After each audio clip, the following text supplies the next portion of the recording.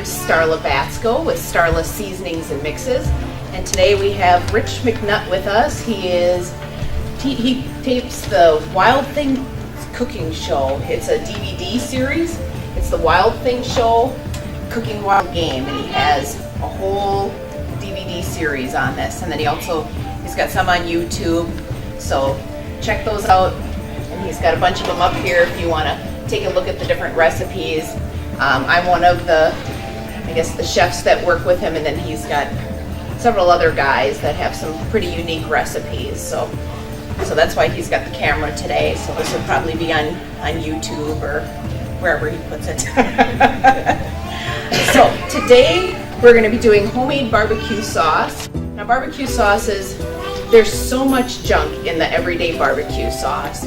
So, there's corn syrups and preservatives and all kinds of nasty things. So if you do it from scratch, you can really avoid it.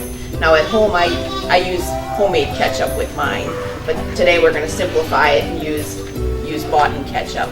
But with a barbecue sauce, you could use a ketchup as a base, you could use a mustard as your base, or you could also use like a fruit puree, like applesauce or peaches or mangoes as your base. So we're going to start with ketchup. So you use 1 bottle of ketchup, or at home you would do your homemade ketchup. So add that in. And at home I did 1 onion. I sauteed that in a little bit of oil. So add that.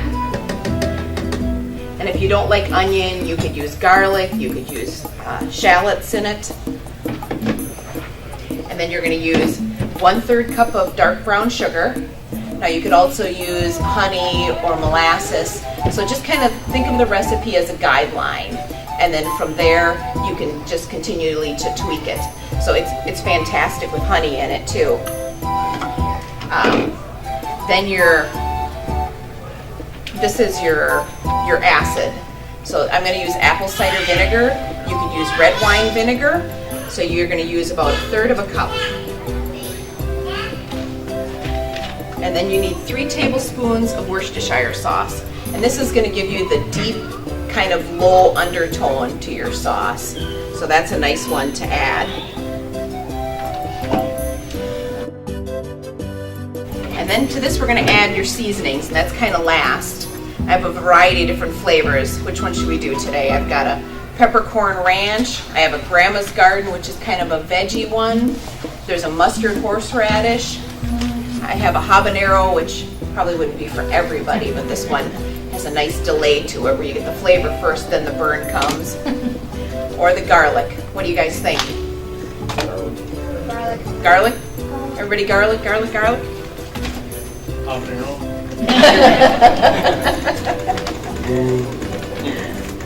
So we're going to add 1 pack of the garlic to it. And then I've got this crazy little mixing pot that actually mixes everything for me. So where it's supposed to.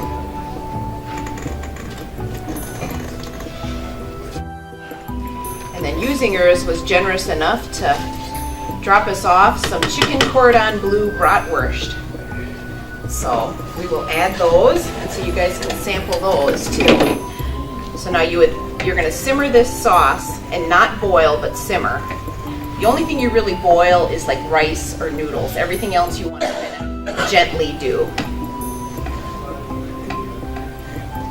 So we'll put those in there so you guys can try them all.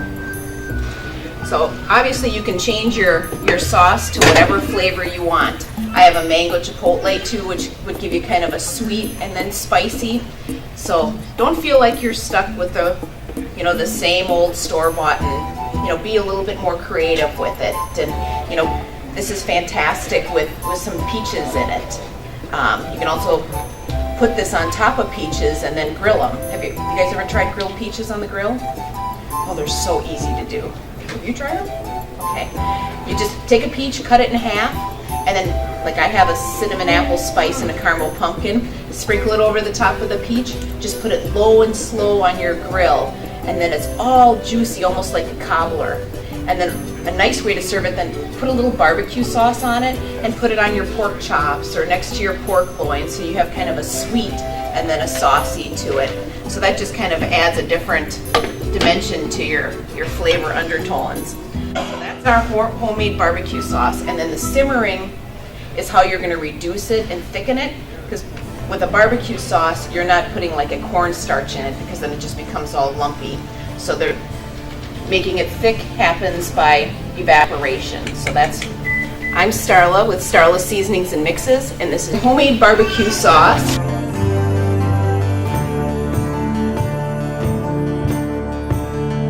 Become a wild game cooking master by watching our professional chefs show us how to prepare outstanding wild game meals, desserts, and side dishes.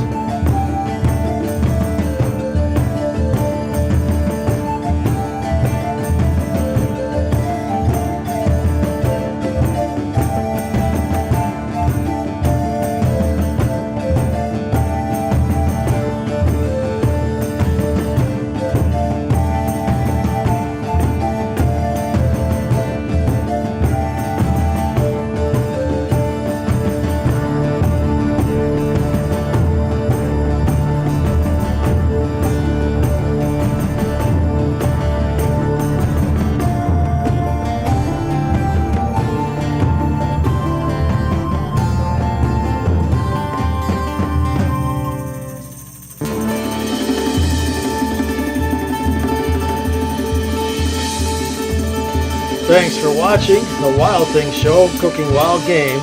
This is Rich McNutt. Enjoy.